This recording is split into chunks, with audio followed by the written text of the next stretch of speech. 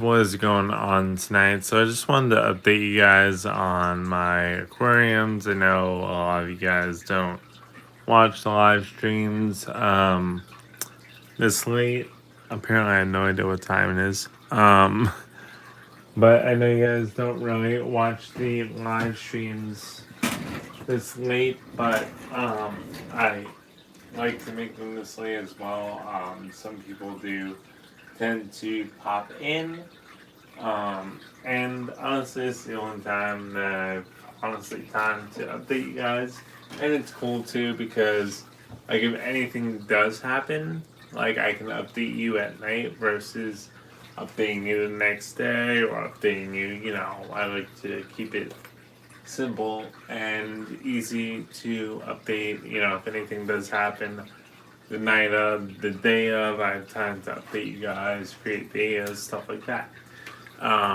So, what is going on with the Molly? So, the Molly had something called ick. Ick is a parasite that affects the fish, basically latches onto the fish like a leech, sucks the fish's blood, I guess, essentially. Then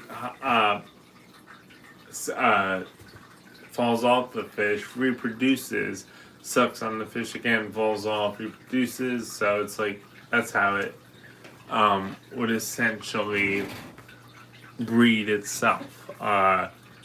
So it is a parasite that latches onto the fish that is in any fish or aquarium at any given time, and the only thing that causes it is fish being sick, fish being stressed, or stress on the fish, or a lack of a what do they call it? And per se, think it's like a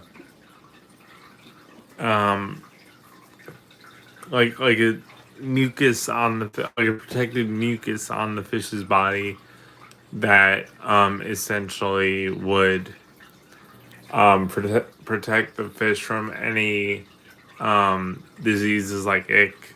So if the fish doesn't have that, it can get fungus, it can get ick. If the fish does not, thank you for the like.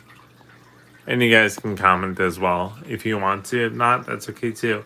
So the if the fish does not have mucus on it, which it builds up if it's a healthy fish, and loses depending on what happens. If they're mollies, they generally lose that a lot because they're always fighting. And seeing which one is dominant if you have the babies. Hence my last video where I didn't really suggest to own smaller ones because of the fact that if you're new, you're not going to have fun with that. A lot of the older mollies, they're done growing, so they can essentially create a pecking order. And you have that pecking order for life, and then you have to get new fish. But the issue with that is there's a lot of pet stores that do have younger mollies. So essentially, if you're ever going to want a younger molly and you have all big mollies, those mollies will pick on the smaller mollies. The bigger mollies will pick on the smaller mollies, possibly kill them. So what essentially happened with that and the fish mucus and how that works out, depending on what goes on with. Oh, he's really. No, he's not. Is he?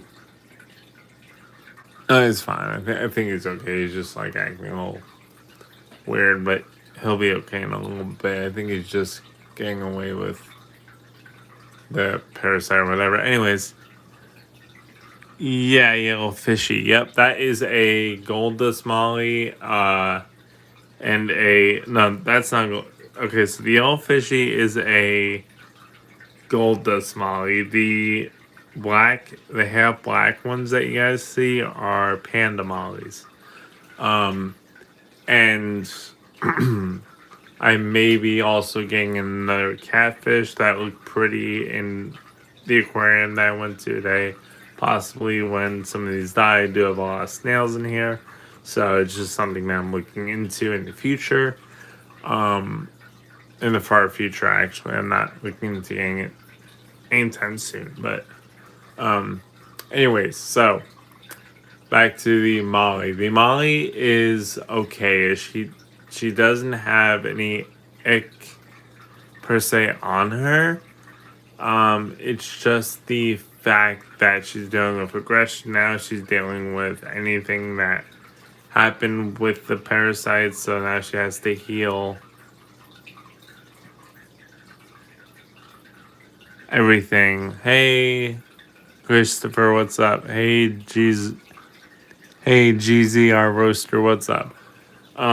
So basically has to heal everything, and then it should be okay. A lot of times balloon mollies do run into these issues, so you're gonna run into fungus, you're gonna run into ick, you're gonna run into a whole bunch of different parasites because they're balloon mollies and because they are disabled with that bent spine. They don't swim as fast, essentially. I'm doing good. How are you doing? And with that, it's iffy. I mean, I own them because I love them, and I don't feel bad for the fish. Essentially, I just think the fish deserves a good life, and I could give that fish a good life.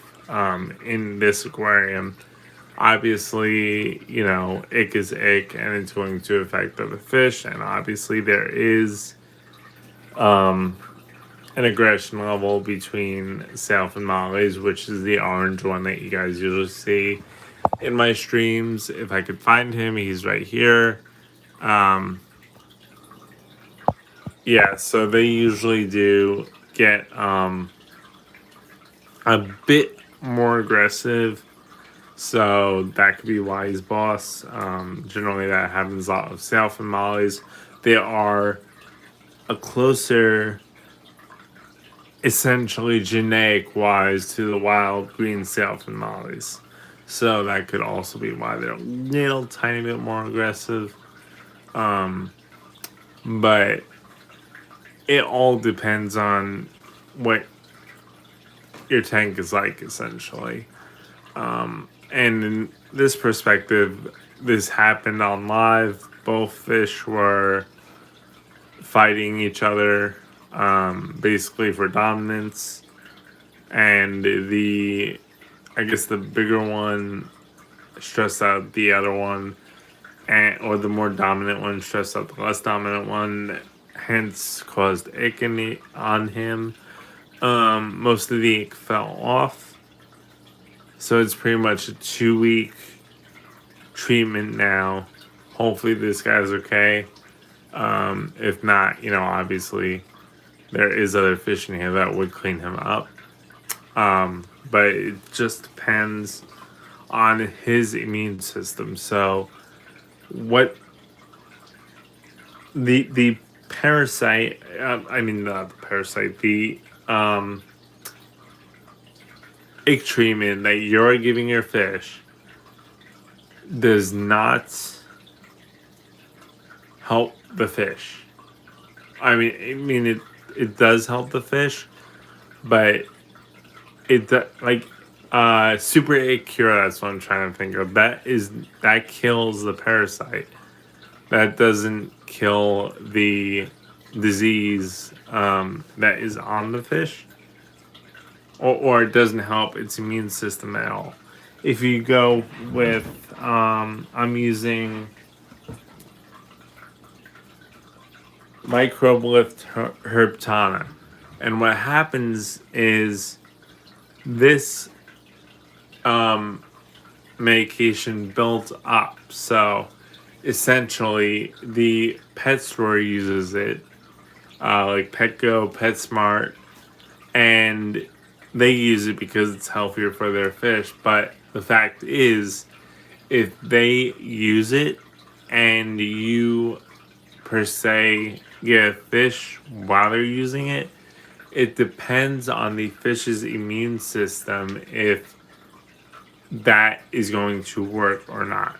I've had a lot of times where I have been treating with Herb Tana, or no, I'm sorry, with Super A Cure, and the fact is, the fish's immune system was strong enough to survive in the pet store tank, but once it was switched to my tank, I was using a totally different treatment. So that fish just lost the treatment and did not, it was switched to another treatment, which is essentially worse for the fish.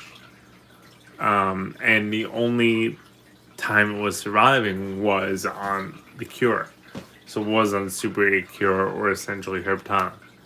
And it's actually worse to do that on the fish's immune system because it's so used to the medication now. Then if you get a stronger medication, the fish gets stressed. The fish gets stressed from moving. So, but in this case, what happened was the fish was beat up by another fish, and which caused marks probably on the other fish, like they were both fighting each other, and it's just the essentially microscopic damage on the fish's body that is causing the fish to react like that, and adjust to that essentially. And I've never used Herptana, but apparently from what the pet store says, it builds up. So that's why essentially Herptana does not work with fish that are essentially about to die. If you come home and you have a fish that's a week into having ick, or a week it got ick on Wednesday, or somebody started noticing this Wednesday, and then you get home on a Monday, essentially it depends how long the ick parasite is on the fish. But in that perspective, that parasite, Herb essentially wouldn't work for that. You would want to use something like Super 8 Cure to cure it faster. You would lose shrimp and or invertebrates, but you would essentially kill the parasite quicker rather than Herb, where it's going to take a week or two for the medication to build up in the aquarium, and if you shake the cup. But obviously, that's how, it works sometimes. I didn't shake the cup today, but, or I might have, I don't know. But, it's definitely important to treat that every day, being that every time you add Herb, it's going to build up. So that's the only issue with Herb is you have to have it with you at all times, because once that disease hits, then you have a certain amount of time to catch up with the disease. So if you were to ship something, you would want it to come right away versus not, but if it's Herb. Other than that, these snails are doing great. I have a apple snail in here that should be okay. I may or may not get some calcium depending on how its shell looks. I do have some other shells in here for him. The Nereid snails are doing amazing. I just saw one that is still alive that I got recently and replaced for something, I think. Yeah, I got a snail from, I think, Petco a long time ago that was replacement for a thing, and they're all doing good. None of the fish are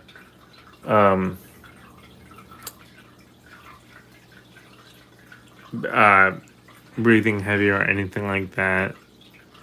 And it just depends, like, on some of the balloon mollies, their genetics. So, but apparently, I think he's okay. I just think he's just trying to heal from his disease, and that's what's causing it. That is a tiny shrimp. Look how tiny this shrimp is, guys. Tiny little baby shrimp. My Siamese algae eater used to eat those. So currently, if you guys haven't seen my lives, I have a blue mystery snail in here. I have a Nerite snail. I don't know what type it is yet, and I have a really rare, what's it called, rabbit snail that is essentially a Silawasi rabbit snail, which the shell is correct, but the body isn't. So I think it's a crossbreed from two different snails, but I'm also not sure about that. He is still tiny currently. I'm trying to find where those snails are, if I could find one of them, or if they just are hiding somewhere.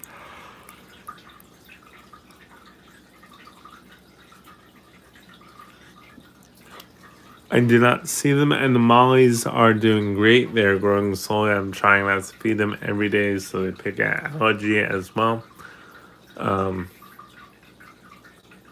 But yeah, thank you guys for watching. I will see you in the next live.